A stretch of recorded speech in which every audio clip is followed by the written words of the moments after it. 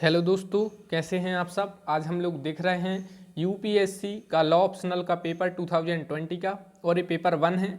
और ये जो 2021 में यूपीएससी का लॉ ऑप्शनल का यह पेपर हुआ है तो मेंस का, तो हम लोग देखते हैं। इससे पहले हम लोग यूपीएससी लॉ ऑप्शनल 2019 का पेपर देख चुके हैं।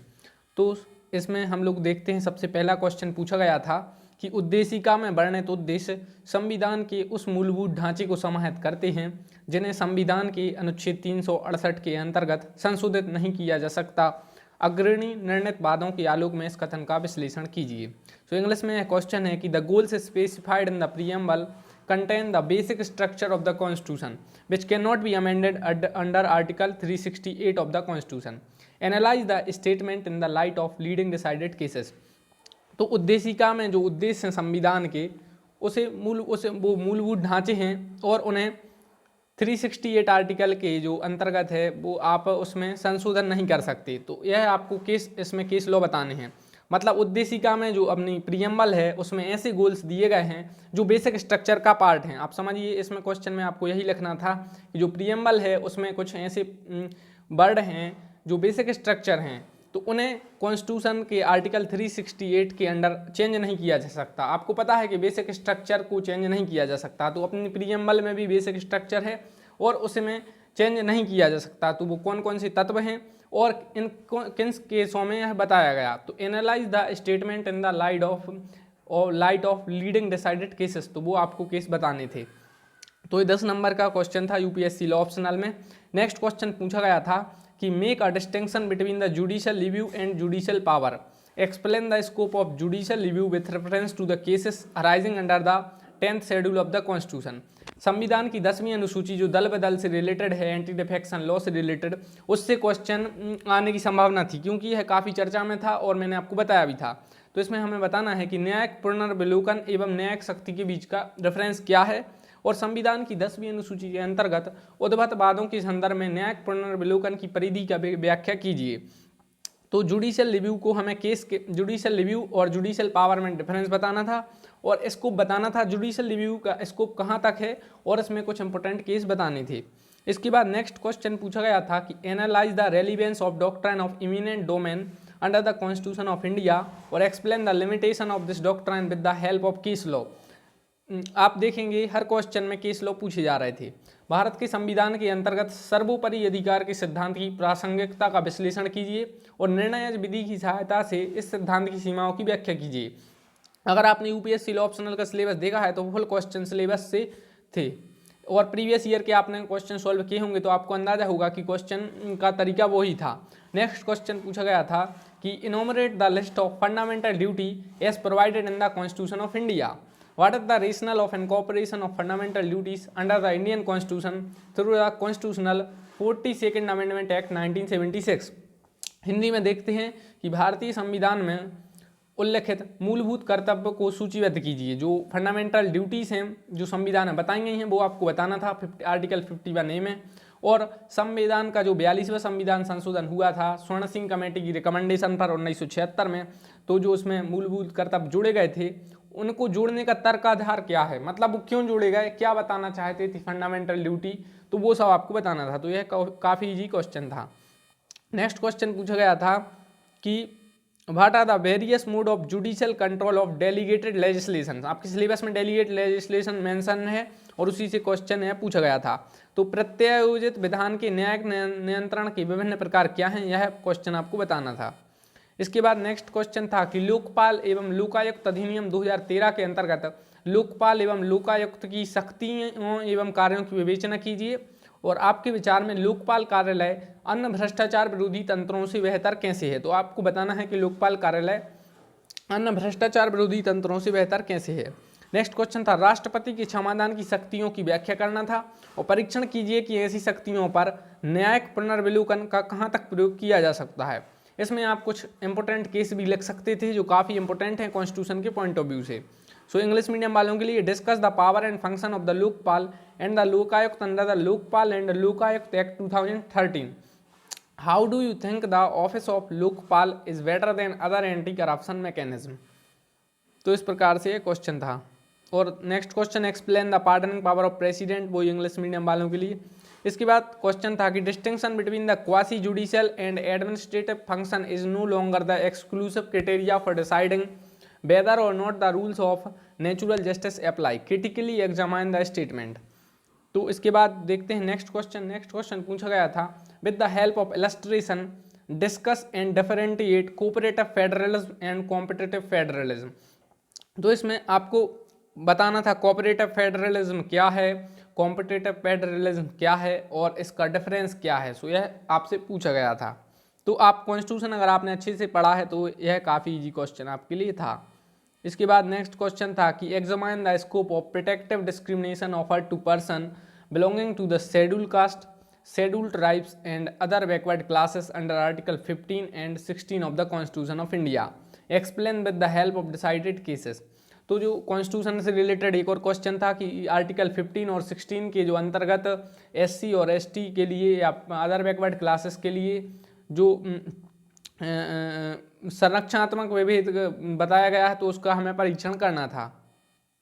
इसके बाद नेक्स्ट क्वेश्चन था, in amendment of the constitution of India for better union and state relation is due, comment on this statement and substantiate your recommendation for amendment of specific provision of the constitution if any on this matter। तो संघ और राज्यों के बीच बेहतर संबंध हेतु भारतीय संविधान का एक संशोधन अभी भी बाकी है, तो कौन है, इस पर आपको टिप्पणी करना था। नेक्स्ट क्वेश्चन राज्यपाल से रिलेटेड था कि राज्यपाल का कार्यालय सुई जेनरस है। राज्यपाल हमारे तंत्र के अंतर्गत अपने सभी दायित्वों के विस्तार में संवैधानिक प्रमुख के रूप में कार्य नहीं करते हैं, यद्यपि सीमित एवं संवैधानिक सीमाओं के अधीनस्थ एक महत्वपूर्ण क्षेत्र है जिसमें वे अपने विवेकाधिकार का प्रयोग करते हैं। तो सरकारी आयोग की रिपोर्ट के आलोक में इस कथन का परीक्षण कीजिए। एक बार यूपीएससी प्रीलिम्स में क्वेश्चन पूछा गया था कि सरकारी आयोग का संबंध किससे है, तो ये प्रीलिम्स में भी क्वेश्चन कभी कभार आ जाते हैं। और तो इसमें आपको कुछ डिसाइडेड केस लॉ भी आप बता सकते थे। इसके बाद देखते हैं नेक्स्ट क्वेश्चन पूछा गया था इसमें कि do local bodies enjoy autonomy in performing their role in the field of economic development and social justice, explain in the light of relevant constitutional provision. उसके बाद नेक्स्ट क्वेश्चन था कि संघ लोक सेवा आयोग की शक्तियाँ एवं कार्यों का वर्णन कीजिए। तो जल्दी जल्दी देख लेते हैं क्योंकि वीडियो का टाइम काफ़ी बढ़ रहा है। नेक्स्ट क्वेश्चन है कि विधायिका द्वारा किए जाने वाले उच्च एवं बहुआयामी कार्यों की संपादन हेतु संसदीय विशेषाधिकार अत्यंत आवश्यक है, विवेचना कीजिए। तो संसदीय विशेषाधिकार ये आप इसको कॉन्स्टिट्यूशन से रिलेटेड क्वेश्चन था, काफ़ी इजी क्वेश्चन था। तो वर्तमान परिस्थिति में आप क्या सुधार चाहेंगे यह बताना था। नेक्स्ट क्वेश्चन था कि यद्यपि भारत में विधि निश्चित तौर पर महत्वपूर्ण है, यह न्याय के मूल्य पर नहीं हो सकती है, तो इसमें हमें बताना था। नेक्स्ट क्वेश्चन पूछा गया था सेक्शन बी में कि अंतर्राष्ट्रीय संधि को पूरा करने एवं उसे परिवर्तन में लाने तक कौन कौन से विभिन्न चरण होते हैं, और यह आप इंटरनेशनल लॉ का यह है, इंटरनेशनल लॉ से रिलेटेड यह क्वेश्चन पूछा गया है। What are the various steps involve for concluding an international treaty and bring into force. आपको पता है कि जो ट्रीटी होती हैं इनको जो आप रेटिफाइड करना पड़ता है, उसके बाद ये पूरी ट्रीटी फोर्स में आती हैं। नेक्स्ट क्वेश्चन WTO से था कि WTO से रिलेटेड क्वेश्चन था। उसके बाद एक क्वेश्चन था कि संयुक्त राष्ट्र को प्रशासित करने वाले उद्देश्यों एवं सिद्धांतों की विवेचना कीजिए और संयुक्त राष्ट्र प्रणाली हेतु कौन कौन से सुधार हों, यदि हों तो आप सुझाएंगे।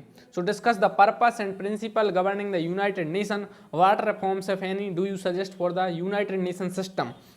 तो एक सुधार तो आप यही बता सकते हैं कि यूनाइटेड नेशन सिक्योरिटी काउंसिल को एक्सपेंड किया जाए, जो अब यूएनएससी में 5 मेंबर्स हैं उसमें बढ़ाया जाए, और जैसे इंडिया है, जापान है, साउथ अफ्रीका है, इन देशों को भी लिया जाए। नेक्स्ट है अंतर्राष्ट्रीय न्यायालय द्वारा परिवर्तनीय विवादास्पद अधिकारिता के कौन कौन से मानदंड हैं। What are the perimeter of contentious jurisdiction exercisable by the International Court of Justice. इसके बाद नेक्स्ट क्वेश्चन है कि मानवाधिकार संधियों के विशेष संदर्भ में अंतर्राष्ट्रीय विधि में मानव की परिस्थिति की विवेचना कीजिए। Discuss the status of individual in international law specially with the reference to the human rights treaty. इसके बाद नेक्स्ट क्वेश्चन भी इंटरनेशनल लॉ से है और यह है संयुक्त राष्ट्र महासभा संकल्प द्वारा फिलिस्तीन को संयुक्त राष्ट्र में गैर सदस्यीय प्रेक्षक राज्य का दर्जा दिए जाने का निर्णय करती है, तो उससे रिलेटेड कुछ विश्लेषण करना था। इसके बाद नेक्स्ट क्वेश्चन काफ़ी इंपॉर्टेंट क्वेश्चन इंटरनेशनल लॉ से ये है, प्रत्यार्पण जहां प्रारंभ होता है वहीं शरण समाप्त हो जाती है, टिप्पणी कीजिए। प्रादेशिक शरण एवं प्रादेशिकेतर शरण में विविध कीजिए। तो asylum ends where extradition begins. Comment, distinguish between the territorial asylum and the extra territorial asylum. तो असाइलम से रिलेटेड है क्वेश्चन है। नेक्स्ट है, क्या आप इस मत से सहमत हैं कि अंतर्राष्ट्रीय विधि केवल एक सकारात्मक नैतिकता है, या अंतर्राष्ट्रीय विधि की प्रकृति एवं परिधि की विवेचना कीजिए। तो अगर आप कोई भी इंटरनेशनल लॉ की बुक अगर आप रीड किए होंगे तो काफ़ी इजी क्वेश्चन है यह। आप नेचर ऑफ इंटरनेशनल लॉ पढ़ेंगे तो सब में आपको यह क्वेश्चन मिल जाएंगे। नेक्स्ट है, राष्ट्रीय विधि के अंतर्गत अंतर्राष्ट्रीय विधि का पालन करने संबंधी राज्य द्वारा अपनाई जाने वाली प्रथाओं की व्याख्या कीजिए। उसके बाद क्वेश्चन पूछा गया था कि अंतर्राष्ट्रीय विवादों की शांतिपूर्ण समाधान हेतु मध्यस्थता की भूमिका की व्याख्या कीजिए। तो मध्यस्थता की भूमिका की व्याख्या करना था, और करंट अफेयर से रिलेटेड भी इन्हें आप क्वेश्चन मान सकते हैं। इसके बाद नेक्स्ट क्वेश्चन है, भूभागीय समुद्र एवं संलग्न क्षेत्र में तटीय राज्यों तथा अन्य राज्यों के अधिकारों तथा कर्तव्यों की विवेचना कीजिए। तो कोस्टल स्टेट से रिलेटेड क्वेश्चन है। उसके बाद ये क्वेश्चन गेट और WTO से रिलेटेड है कि गेट एवं विश्व व्यापार संगठन के अंतर्गत क्षेपण रोधी प्रावधानों की विस्तृत व्याख्या कीजिए, और क्षेपण रोधी एवं वस्तु क्षति के निर्धारण हेतु क्या पद्धति बताई गई है, यह क्वेश्चन पूछा गया था। नेक्स्ट क्वेश्चन पूछा गया था, what is understanding and scope of legal regimes pertaining to international arm conflict and non international arm conflict respectively, and what are the threshold of application of this two regimes.